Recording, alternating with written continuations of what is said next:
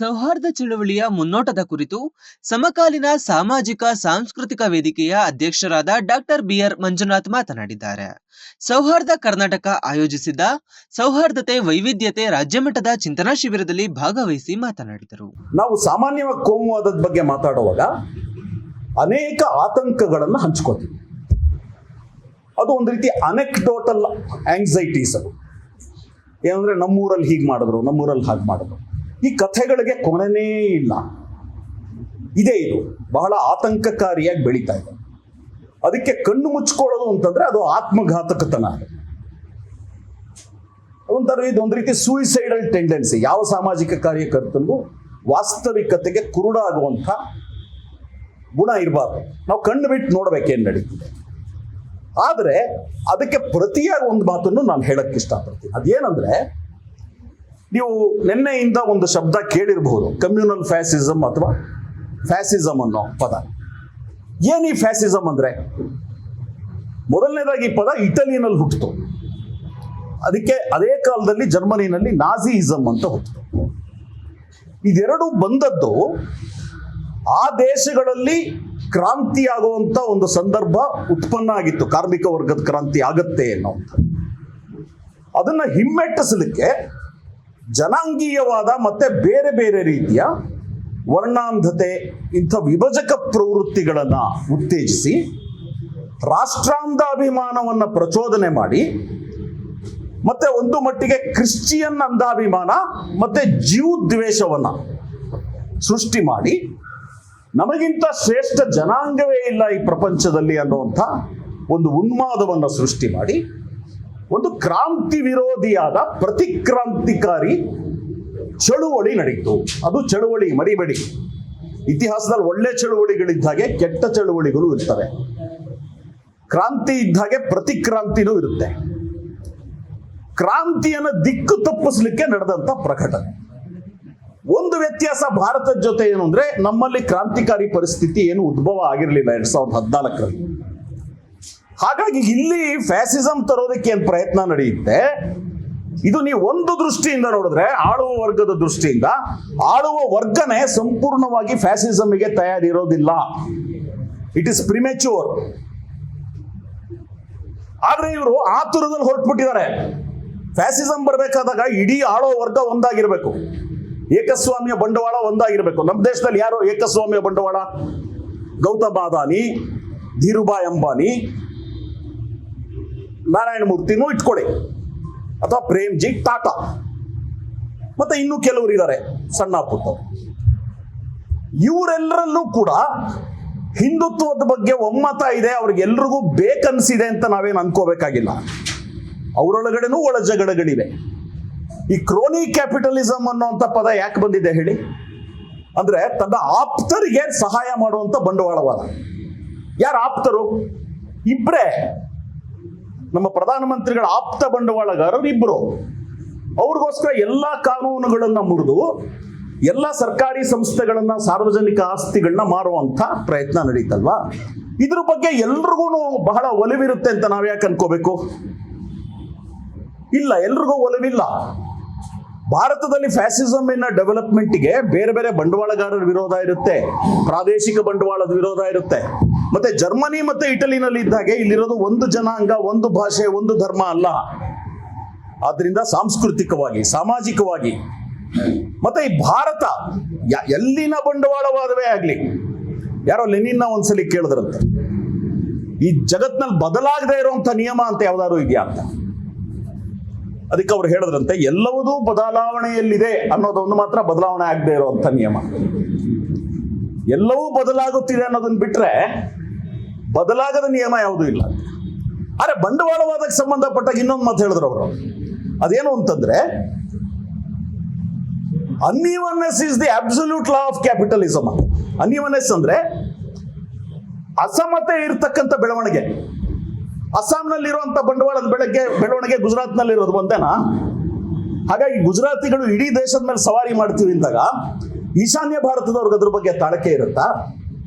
ಮತ್ತೆ ಪ್ರಬಲ ಬಂಡವಾಳಗಾರರಾಗಿ ಬೆಳೆದಿರುವಂತ ನಮ್ಮ ತಮಿಳುನಾಡಿನ ಚೆಟ್ಟಿಯಾರ್ ಮುದ್ಲಿಯಾರ್ಗಳಿಗೆ ಸಮಾಧಾನ ಇರುತ್ತಾ? ಹಾಗಾಗಿ ಇದೊಂದು ಏಕಮುಖವಾದ ಓಟ. ಈ ಗುಜರಾತಿ ಓಟಕ್ಕೆ ಎಲ್ಲರೂ ಕೂಡ ಶರಣಾಗ್ಬಿಡ್ತಾರೆ, ಇದು ಇಡೀ ದೇಶದಲ್ಲಿ ಗೆದ್ದು ಬಿಡುತ್ತೆ ಅಂತ ನಾವು ಅಂದ್ಕೋಬೇಕಾಗಿಲ್ಲ. ಹಾಗೆ ಅಲ್ಪಸಂಖ್ಯಾತರು, ನಾವು ಕರೆಯೋ ದೃಷ್ಟಿಯಿಂದ ಅಲ್ಪಸಂಖ್ಯಾತರು, ಆದರೆ ಇಡೀ ವಿಶ್ವದಲ್ಲಿ ಭಾರತದೊಳಗಡೆ ಎಷ್ಟು ಮುಸ್ಲಿಮರಿದ್ದಾರೆ ಅಷ್ಟು ಮುಸಲ್ಮಾನರು ಇರ್ತಕ್ಕಂಥ ದೇಶಗಳು ಎಷ್ಟಿದ್ದಾವೆ? ಒಂದು ಇಂಡೋನೇಷ್ಯಾ, ಇನ್ಯಾವುದಿದೆ ನನಗೆ ಗೊತ್ತಿಲ್ಲ, ಇದ್ರೆ ಇನ್ನೊಂದು ಇರ್ಬೋದಾ? ಇಷ್ಟು ದೊಡ್ಡ ಜನಸಂಖ್ಯೆನ ಬಗ್ಗು ಬಡಿಬೋದು ಅಂತ ಯಾರು ಅನ್ಕೊಂಡಿದ್ರೆ ಅವನೊಬ್ಬ ಮೂರ್ಖರ ಸಾಮ್ರಾಟ ಅವನು, ಅದು ಸಾಧ್ಯ ಆಗೋಲ್ಲ. ಹಾಗೆ ಇನ್ನೊಂದು ಮಾತು ಹೇಳ್ತೀನಿ, ಫ್ಯಾಸಿಸಮ್ ಯಾವುದ್ರ ಮೇಲೆ ನಿಲ್ಲುತ್ತೆ ಹೇಳಿ? ಮೌಢ್ಯ, ವಿಜ್ಞಾನ ವಿರೋಧಿ ಮನೋಭಾವ. ಇದನ್ನ ಬಂಡವಾಳಶಾಹಿ ಯುಗ ತಡ್ಕೊಳಕ್ಕಾಗತ್ತಾ? ಎಷ್ಟು ಕಾಲ ತಡ್ಕೋಬಹುದು? ಬಂಡವಾಳವಾದ ಬೆಳಿಬೇಕು ಅಂತಂದ್ರೆ ಪ್ರತಿದಿನ ತಂತ್ರಜ್ಞಾನ ಬೆಳಿಬೇಕಲ್ವೇನ್ರಿ? ನಾವೇನ್ ಹೇಳ್ತೀವಿ, ಪ್ರೊಡಕ್ಟಿವ್ ಫೋರ್ಸಸ್, ಉತ್ಪಾದನಾ ಶಕ್ತಿಗಳು ಪ್ರತಿ ಗಂಟೆನೂ ಬೆಳಿಬೇಕು. ಹೊಸ ಕಂಪ್ಯೂಟರ್ಗಿಂತ ಒಳ್ಳೆ ಕಂಪ್ಯೂಟರ್ ಬರಬೇಕು, ಹೊಸ ಪ್ರೋಗ್ರಾಮ್ಗಿಂತ ಒಳ್ಳೆ ಪ್ರೋಗ್ರಾಮ್ ಬರಬೇಕು. ನಾನು ಇವಾಗ ಮಾತಾಡ್ತಾ ಇರೋ ಅಷ್ಟೊತ್ತಿಗಾಗಲೇ ಜಗತ್ತಿನಾದ್ಯಂತ ಟೆಕ್ನಾಲಜಿ ಬೆಳೆದೋಗಿರುತ್ತೆ. ಟೆಕ್ನಾಲಜಿ ಬೆಳಿಬೇಕು ಅಂದ್ರೆ ಮೂಲಭೂತ ವಿಜ್ಞಾನಗಳು ಬೆಳಿಬೇಕು. ಮೂಲಭೂತ ವಿಜ್ಞಾನ ಬೆಳಿಬೇಕು ಅಂದ್ರೆ ವೈಜ್ಞಾನಿಕ ಮನೋಭಾವ ಸ್ವಲ್ಪ ಮಟ್ಟಿಗಾದ್ರೂ ಬೆಳಿಬೇಕು.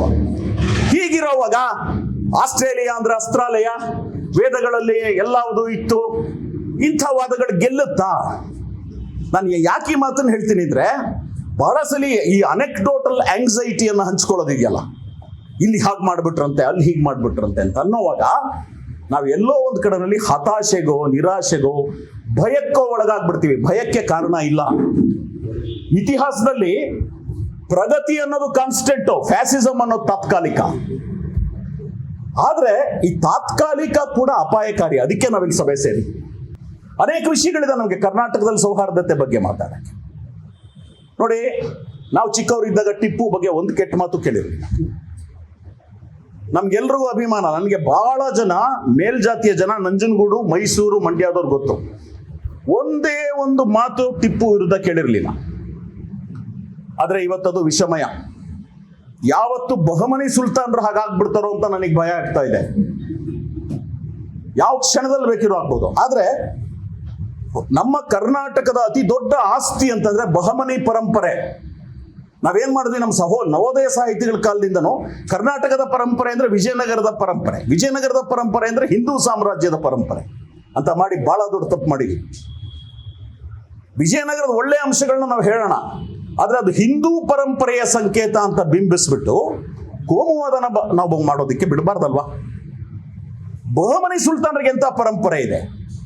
ನಮ್ಮ ಎರಡನೇ ಇಬ್ರಾಹಿಂ ಆದಿಲ್ ಶಾ, ಅವನ ಆಸ್ಥಾನ ಹೇಗಿತ್ತು? ಅವನು ಕರ್ನಾಟಕ ಸಂಗೀತದ ಸ್ವತಃ ವಿದ್ವಾಂಸ ಇದ್ದ. ಅವನು ಪಾರ್ವತಿ ಸರಸ್ವತಿಯ ಮೇಲೆ ಅವನು ಸ್ತೋತ್ರಗಳನ್ನ ಬರೆದ. ಎಂತ ದೊಡ್ಡ ಸಂಸ್ಕೃತಿಯನ್ನು ನಾವು ಕಟ್ಟಿದ್ವಿ. ವಿಜಯನಗರ ಸಾಮ್ರಾಜ್ಯ ಕೊಲ್ಯಾಪ್ಸ್ ಆದ್ಮೇಲೆ 2 ಲಕ್ಷ ಜನ ಬಿಜಾಪುರಕ್ಕೆ ಹೋಗ್ತಾರೆ. ಅದ್ರೊಳಗಡೆ ಆರ್ಟಿಸಾನ್ಸ್ ಇದ್ರು, ಶಿಲ್ಪಿಗಳಿದ್ರು. ಅವ್ರಿಗವ್ನು ಕೆಲಸ ಕೊಡ್ತಾನೆ. ಇಡೀ ಬಿಜಾಪುರಕ್ಕೆ ಒಳಚರಂಡಿ ಮತ್ತು ಪೈಪ್ಗಳಲ್ಲಿ ನೀರನ್ನು ಸರಬರಾಜು ಮಾಡುವಂತ ವ್ಯವಸ್ಥೆ ಮಾಡ್ತಾನೆ. ನಮ್ಮ ಯಾವ ಇತಿಹಾಸದ ಪುಸ್ತಕನೂ ಕೂಡ ಬಹುಮನಿ ಸುಲ್ತಾನರ ಬಗ್ಗೆ ಈ ದೀರ್ಘವಾದ ಅಧ್ಯಯನವನ್ನು ಚರ್ಚೆ ಮಾಡಿಲ್ಲ. ನಮ್ಮ ಬೀದರ್, ನಮ್ಮ ಗುಲ್ಬರ್ಗ, ನಮ್ಮ ರಾಯಚೂರು ಈ ಪರಂಪರೆಗಳು. ಹಾಗೇನೆ ಶೃಂಗೇರಿ ಮಠದಲ್ಲಿ ಸಲಾಮಾರತಿ ಆಗ್ತಿತ್ತು ಅನ್ನೋದಾಗ್ಲಿ, ಟಿಪ್ಪು ನಂಜನಗೂಡಿನ ನಂಜುಂಡೇಶ್ವರನ ಹಕೀಂ ನಂಜುಂಡ ಅನ್ನೋದಾಗ್ಲಿ, ಇದು ಜನಪ್ರಿಯ ಆಗಿಲ್ಲ. ಅಥವಾ ಪೇಶ್ವೆಗಳು, ಬ್ರಾಹ್ಮಣರಾದ ಪೇಶ್ವೆಗಳು ಶೃಂಗೇರಿಯ ಮಠದ ಮೇಲೆ ದಾಳಿ ಮಾಡಿದ್ರು ಅನ್ನೋದು ಜನಪ್ರಿಯ ಆಗಿಲ್ಲ. ಕರ್ನಾಟಕದ ಬಗ್ಗೆ ಇದನ್ನೆಲ್ಲ ಮಾತಾಡಬೇಕಲ್ವಾ? ಉರ್ದು ಭಾಷೆ ಸಾಬರುದ್ದು ಅಂತ ಹೇಳ್ಬಿಟ್ಟಿವಿ. ಉರ್ದು ಭಾಷೆಗೂ ಮುಸಲ್ಮಾನರಿಗೂ ಸಂಬಂಧವೇ ಇಲ್ಲ. ಆಧುನಿಕ ಉರ್ದು ಸಾಹಿತ್ಯದ ಅತ್ಯಂತ ಮುಖ್ಯ ಪ್ರಥಮರಲ್ಲಿ ಒಬ್ಬರು ಅಂದ್ರೆ ಪ್ರೇಮಚಂದ್ರು, ಕೃಷ್ಣಚಂದ್ರು, ಮತ್ತೆ ಭರತೇಂದು ಹರಿಶ್ಚಂದ್ರ. ಇವ್ರುಗಳು ಉರ್ದು ಸಾಹಿತ್ಯವನ್ನು ಪ್ರಾರಂಭ ಮಾಡಿದ್ರು. ಉರ್ದು ಬಂದಿದ್ದು ಹೇಗೆ? ಉರ್ದು ಯಾವ ದೇಶದಲ್ಲೂ ಇಲ್ಲ ಸ್ವಾಮಿ, ಭಾರತೀಯ ಉಪಖಂಡ ಬಿಟ್ರೆ. ಇಲ್ಲಿ ಹೇಗೆ ಬಂತು? ದೆಹಲಿ ಮತ್ತು ಆಗ್ರಾ ಸುತ್ತಮುತ್ತಲಿನ ಕ್ಯಾಂಟೋನ್ಮೆಂಟ್ಗಳಲ್ಲಿ, ಸೇನಾ ನೆಲೆಗಳಲ್ಲಿ ಹಿಂದಿ ಅನ್ನೋ ಭಾಷೆನೇ ಇರಲಿಲ್ಲ ಇತಿಹಾಸದಲ್ಲಿ. ನಮ್ಗೆ ಇದ್ದಿದ್ದ ಅನೇಕ ಲೋಕಲ್ ಭಾಷೆಗಳು, ಬ್ರಜಭಾಷಿ, ಮಾಗಧಿ, ವೈಶಾಲಿ, ಭೋಜ್ಪುರಿ, ಇವೆಲ್ಲ ಭಾಷೆಗಳು ನಮಗೆ ಗೊತ್ತಿಲ್ಲ. ಅದು ಭೋಜ್ಪುರಿದು ನೀವು ಹೋಗಿ ನೋಡಿ, ಚಾನೆಲ್ಗಳಿದ್ದಾವೆ. ಈ ಎಲ್ಲ ಭಾಷೆಗಳು ಮಾತಾಡುವಂಥವ್ರು ಸೈನಿಕರಾಗಿದ್ರು. ಆ ಸೈನಿಕರು ಜೊತೆಯಲ್ಲಿ ಅರಬ್ಬಿ ಮತ್ತೆ ಪರ್ಷಿಯನ್ ಭಾಷೆಗಳನ್ನ ಮಾತಾಡ್ತಾ ಹುಟ್ಟಿದಂಥ ಉರ್ದು ನಂತರ ಬೆಳೆದಿದ್ದು ನಮ್ಮ ಕರ್ನಾಟಕದಲ್ಲಿ, ಬಿಜಾಪುರದಲ್ಲಿ, ಹಾಗೂ ದಕ್ಷಿಣದ ಗೋಲ್ಕೊಂಡ, ಅಹಮದ್ನಗರ್, ಇಲ್ಲಿ ನಮ್ಮಲ್ಲಿ ದಕ್ಷಿಣದಲ್ಲಿ ಇನ್ನೊಂದು ಭಾಷೆನೇ ಬೆಳೀತು, ದಕ್ಕನಿ ಅಂತ ಅಂದ್ಬಿಟ್ಟು. ಅದು ನಮ್ಮ ಕೊಡುಗೆ. ನಮ್ಮ ನಂತರ ಅದು ಲಕ್ನೋನಲ್ಲಿ ಬೆಳೆದಿದೆ, ಇನ್ನು ಸುಂದರವಾದ ಕಾವ್ಯ ರೂಪದಲ್ಲಿ ಬೆಳೆದಿದೆ, ಬರೋಡಾದಲ್ಲಿ ಬೆಳೆದಿದೆ. ಆದರೆ ಈ ಶ್ರೀಮಂತ ಕೊಡುಗೆ ಇದೆಯಲ್ಲ ಕರ್ನಾಟಕದ್ದು, ಇದನ್ನು ಯಾರು ಹೇಳಬೇಕಲ್ಲ. ಹೀಗೆ ಅನೇಕ ವಿಷಯಗಳಿವೆ. ಧ್ರುವ ರಾಠಿ ಒಂದು ಮಾತು ಹೇಳ್ತಾನೆ ಅವನು ವಿಡಿಯೋದಲ್ಲಿ. ನೀವು ಫೇಸ್ಬುಕ್ ನೋಡ್ತಾ ಇದ್ರೆ ಫಸ್ಟ್ ಒಂದು ಬರುತ್ತೆ, ಏನು ಅಂತಂದ್ರೆ ಅದ್ಭುತ ಭಾರತೀಯ ವಾಸ್ತುಶಿಲ್ಪ. ನಾನು ಕನ್ನಡದಲ್ಲಿ ಹೇಳ್ತೀನಿ, ಎಲ್ಲ ಇಂಗ್ಲಿಷ್ನಲ್ಲಿ ಬರುತ್ತಿದ್ದು, ಹಿಂದಿನಲ್ಲಿ ಬರುತ್ತೆ. ಅದ್ಭುತ ಭಾರತೀಯ ವಾಸ್ತುಶಿಲ್ಪ. ಅದರಲ್ಲಿ ಕೋನಾರಕ್ಕು, ಖಜುರಾಹೋ, ಆಮೇಲೆ ಇತ್ತೀಚೆಗೆ ಸ್ಟಾರ್ಟ್ ಮಾಡ್ಕೊಂಡ್ಬಿಟ್ಟಿದ್ದಾರೆ ತಂಜಾವೂರು ಟೆಂಪಲ್ ತೋರಿಸ್ಬಿಡೋದು. ಎಂಥ ದೇವಸ್ಥಾನ! 40 ಟನ್ ಎತ್ತರದ ಗುಂಡನ್ನು ಮೇಲೆ ಇರಿಸಿದರು ಗೊತ್ತೇ? ಅದ್ರ ಕೆಳಗಡೆ ಬರೀತಾರೆ, ಇಡೀ ಪ್ರಪಂಚದಲ್ಲಿ ಎಲ್ಲೂ ಮಾಡಿರಲಿಲ್ಲ. ಶುದ್ಧ ಸುಳ್ಳು. 4000 ವರ್ಷದ ಹಿಂದೆ 480 ಅಡಿ ಎತ್ತರದ ಪಿರಮಿಡ್ ಮಾಡಿದ್ರು. ಅರೆ ಇದನ್ನು ಓದ್ಬಿಟ್ಟು ನಮಗೆಲ್ಲ ಥ್ರಿಲ್ಲು, ನಾವು ಇಂಡಿಯನ್ಸು ಎಷ್ಟು ಗ್ರೇಟ್ ನಾವು. ನೆಕ್ಸ್ಟ್ ಅದು ಇಂಡಿಯನ್ ಆರ್ಕಿಟೆಕ್ಚರ್ ಇದಕ್ಕಿದಾಗೆ ಹಿಂದೂ ಆರ್ಕಿಟೆಕ್ಚರ್. ಹಿಂದೂ ಆರ್ಕಿಟೆಕ್ಚರ್ ಆಗಿದ ತಕ್ಷಣ ನೆಕ್ಸ್ಟ್ ಸ್ಟೆಪ್ ಏನಂದ್ರೆ, ಇದನ್ನು ಹಾಳು ಮಾಡಿದವರು ಯಾರು? ಮುಸಲ್ಮಾನ. ಆವಾಗ ನಿಮ್ಗೆ ಪುಲಿಕೇಶಿ ಮೇಲೆ ನರಸಿಂಹವರ್ಮ ದಂಡವೆತ್ತು ಬಂದಿದ್ದ, ಪುಲಿಕೇಶಿ ಸತ್ತ ಅನ್ನೋದು ಬರಲ್ಲ. ನಮ್ಮ ಪುಲಿಕೇಶಿ, ಇನ್ವರ್ಟೆಡ್ ಕಾಮಾದಲ್ಲಿ ನಮ್ಮ ಪುಲಿಕೇಶಿ ಹೋಗಿ ಕಾಂಚೀನಗರವನ್ನ ಸುಟ್ಟ ಅನ್ನೋದು ಬರಲ್ಲ. ರಾಮಾನುಜಾಚಾರ್ಯರನ್ನ ಮೇಲುಕೋಟೆಗೆ ಓಡಿಸಿದವರು ಶೈವರು ಅನ್ನೋದು ಬರಲ್ಲ. ಇತಿಹಾಸವನ್ನ ಹಿಂದೂ ಮುಸ್ಲಿಂ ಆಗಿ ಚಿತ್ರಿಸಲಾಗುತ್ತೆ. ಇದು 1857 ನಂತರ ಭಾರತಕ್ಕೆ ಬಂದಂತ ವಿಷಫಲ. ಇದನ್ನ ಯಾರು ಮಾತಾಡ್ಬೇಕಲ್ಲ. 1857 ಬಂಡಾಯದ ಬಗ್ಗೆ ಯಾರು ಮಾತಾಡ್ಬೇಕಲ್ಲ. ಅದೇ ಔಧ್ ನಗರದಲ್ಲಿ ಎಲ್ಲಿ ಇವತ್ತು ಅಯೋಧ್ಯೆ ಅನ್ನೋ ದೊಡ್ಡ ವಿವಾದ ಆಗಿದೆ. ಆ ಅಯೋಧ್ಯೆನೇ ಯಾಕೆ ಚೂಸ್ ಮಾಡ್ಕೊಂಡ್ರು ಅಂತಂದ್ರೆ, ಹಿಂದೂ ಮುಸ್ಲಿಮರು ಒಟ್ಟಾಗಿ ಗಲ್ಲಿಗೆ ಹೋದಂತ ಜಾಗ ಅಯೋಧ್ಯೆ, ಇದನ್ನ ಮುಚ್ಚಿ ಹಾಕ್ಲಿಕ್ಕೆ. ಹೀಗಾಗಿ ಇತಿಹಾಸದ ಬಗ್ಗೆ, ಭಾಷೆ ಬಗ್ಗೆ, ಮತ್ತೆ ವಿಜ್ಞಾನ, ಭಾರತದಲ್ಲಿ ಎಲ್ಲವೂ ಇತ್ತು. ಭಾರತದಲ್ಲಿ ಅನೇಕ ವೈಜ್ಞಾನಿಕ ಆವಿಷ್ಕಾರಗಳಿತ್ತು, ಆದರೆ ಎಲ್ಲವೂ ಇರಲಿಲ್ಲ. ವಿಮಾನ ಇರಕ್ಕೆ ಸಾಧ್ಯವೇ ಇಲ್ಲ.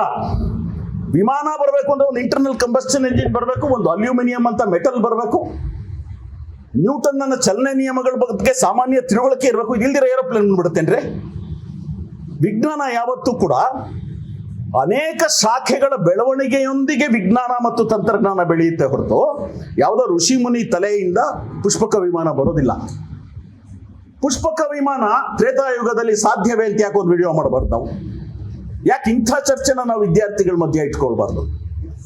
ಸೊ ವಿಜ್ಞಾನದ ಬಗ್ಗೆ, ಭಾಷೆ ಬಗ್ಗೆ, ಇತಿಹಾಸದ ಬಗ್ಗೆ, ಹೆಣ್ಣುಮಕ್ಕಳ ಸ್ಥಾನಮಾನದ ಬಗ್ಗೆ ಮುಸಲ್ಮಾನರು ಬಂದ್ಮೇಲೆ ನಮ್ಮ ದೇಶಕ್ಕೆ ಪರದೆ ಬಂತಂತೆ. ಭೈರಪ್ಪನವ್ರ ಕಾದಂಬರಿನಲ್ಲಿ ಮುಸಲ್ಮಾನರು ಬಂದ್ಮೇಲೆ ಸತಿ ಸಹಗಮನ ಪದ್ಧತಿ ಬಂತಂತೆ. ಹಾಗಿದ್ರೆ ಪಾಂಡುರಾಜನ ಹೆಂಡತಿ ಮಾದ್ರಿ ಯಾವಾಗ ಬಂದ್ಲು? ಮೊಹಮ್ಮದ್ ಗೋರಿ ಬಂದ್ಮೇಲೆ ಬಂದ ಅವಳು. ಮಾದ್ರಿ ಸಹಗಮನ ಮಾಡ್ತಾಳ ಇಲ್ವಾ? ಸಹಗಮನದ ಆದರ್ಶ ಮಹಾಭಾರತದಷ್ಟು ಹಳೇದಲ್ವಾ? ಈ ಸುಳ್ಳುಗಳನ್ನ ಸ್ಫೋಟ ಮಾಡುವಂತ ಮಾಹಿತಿಯನ್ನ ನಾವು ಹರಡಲಿಕ್ಕೆ ಆಗಬೇಕು.